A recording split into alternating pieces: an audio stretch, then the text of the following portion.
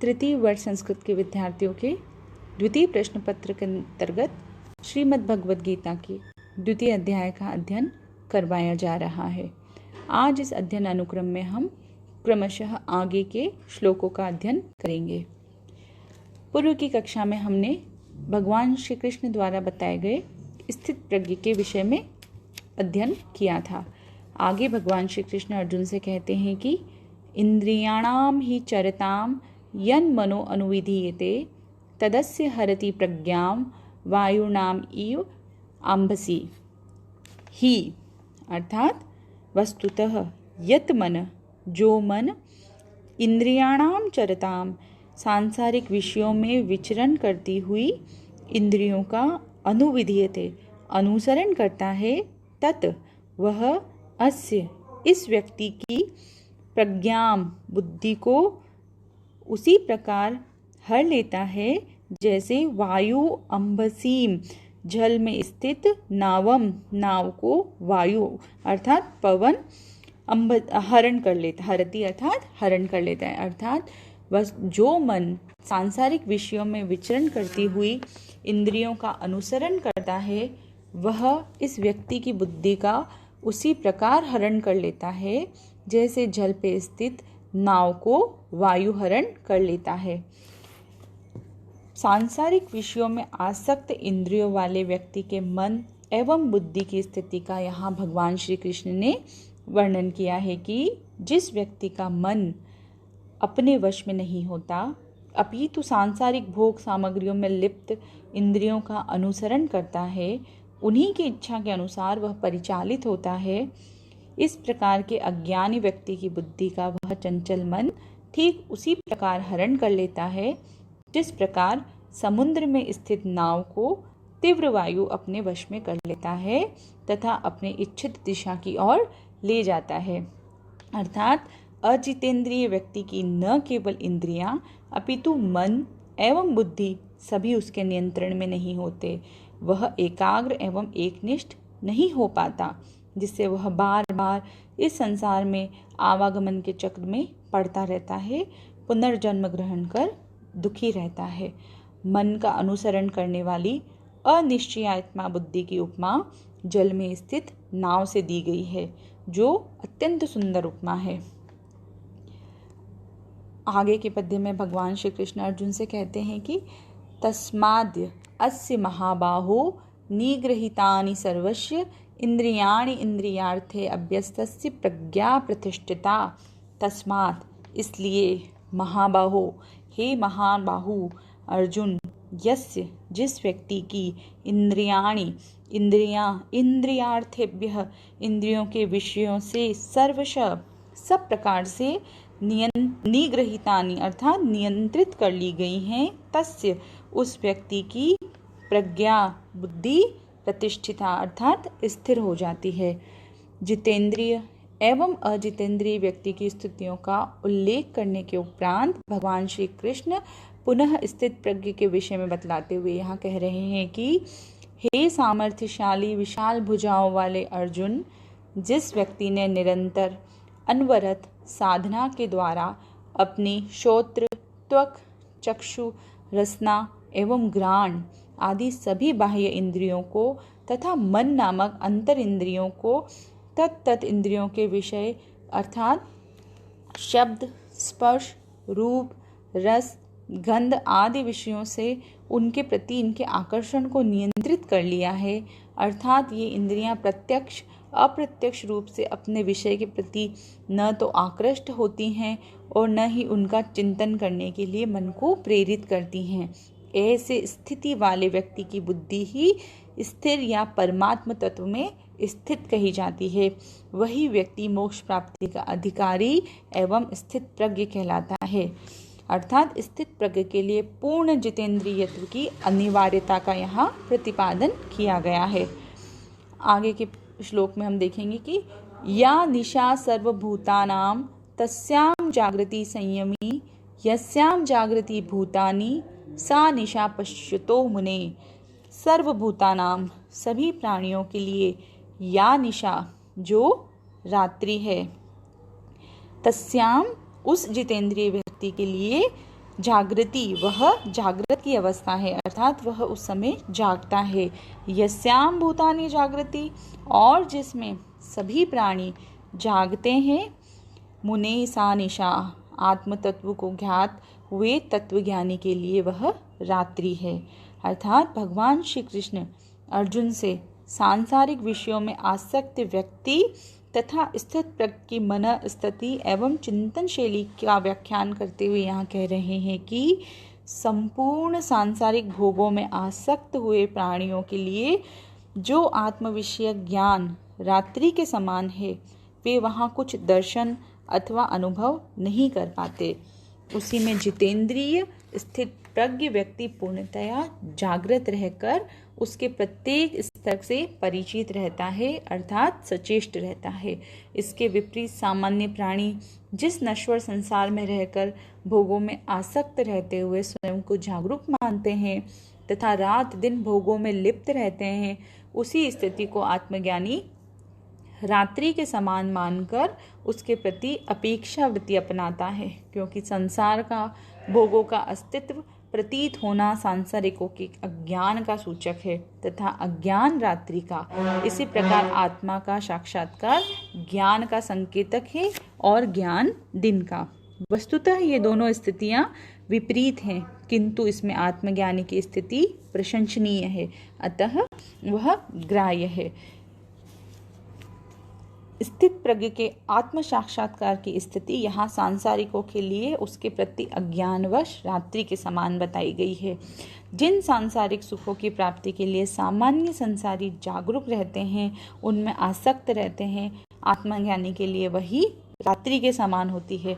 अभिप्राय है कि ज्ञानियों और अज्ञानियों के अनुभव में रात और दिन के समान महान अंतर होता है।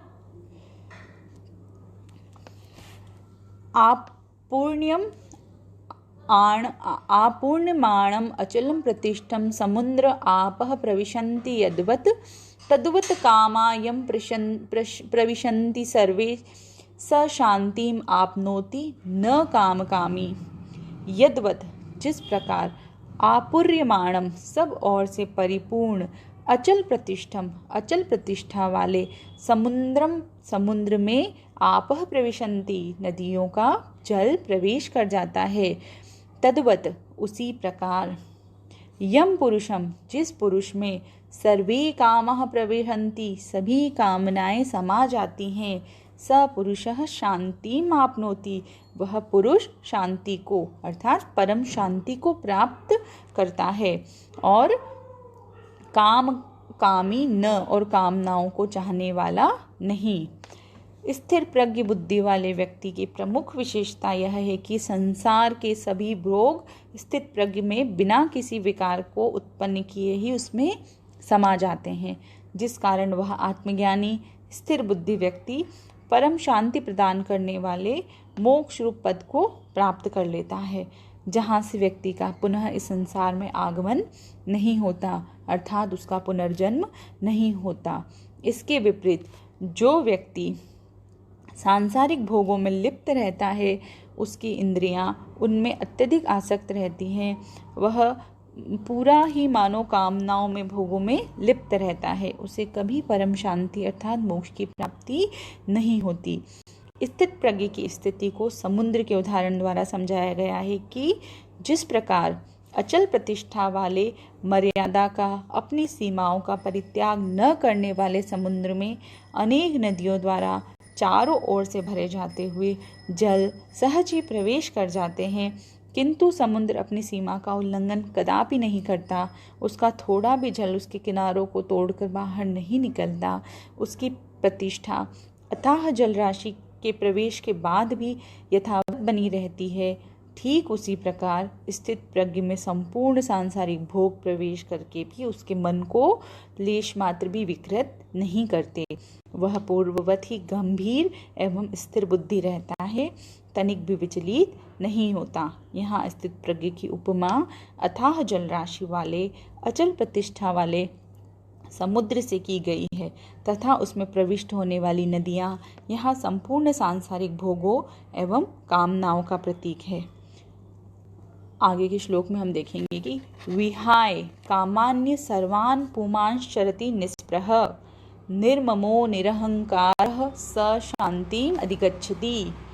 यह पुमान, जो व्यक्ति सर्वान् कामान विहाय, सभी कामनाओं का परित्याग करके, निर्ममः, ममता रहित, निरअहंकार, अहंकार रहित और निस्पृह, स्पृहा रहित व्यवहार करता है, चरति अर्थात व्यवहार करता है, आचरण करता है, स शांति अधिगच्छति, वह मोक्ष रूपी परम शांति को प्राप्त करता है। भगवान श्री कृष्ण अर्जुन से यहाँ कह रहे हैं कि इस संसार में जो व्यक्ति अपनी सभी प्रकार की कामनाओं, इच्छाओं, आकांक्षाओं का परित्याग करके संसार की किसी भी वस्तु अथवा व्यक्ति में मोह माया और ममता से रहित होकर विचरण करता है, उसे कार्य करने आदि का अहंकार नहीं होता, अर्थात मैंने यह कार्य किया, मैं इस कार्य को करने वाला हूँ, इस प्रकार की मैं की कर्तापन की भावना के अहंकार से जो पूर्णतया मुक्त रहता है, किसी भी सांसारिक, इहलौकिक या पारलौकिक भोगों को प्राप्त करने की जिसमें इच्छा नहीं रहती, इस प्रकार की विशेषताओं से युक्त जितेंद्रिय व्यक्ति ही वस्तुतः आत्मज्ञानी है, स्थित प्रज्ञ है। वही एकमात्र मोक्ष रूपी परम शांति को प्राप्त करता है, अन्य व्यक्ति इसे प्राप्त नहीं कर पाते। स्थित प्रज्ञ के लिए संपूर्ण कामनाओं, ऐषणाओं के परित्याग की अनिवार्यता यहाँ प्रतिपादित की गई है। आगे के श्लोक में हम देखते हैं कि एषा ब्राह्मी स्थिति पार्थ न एनाम प्राप्य विमुह्यति स्थित्वा अस्यम अंतकाले अपि ब्रह्म निर्वाणम इच्छति। अंतिम पद्य में भगवान श्री कृष्ण अर्जुन से कहते हैं कि हे पार्थ अर्थात हे अर्जुन, एषा ब्राह्मी स्थिति, यही ब्रह्म भाव की स्थिति है। एनाम प्राप्य, इस स्थिति को प्राप्त करके व्यक्ति विमुह्यति न, मोह को प्राप्त नहीं होता।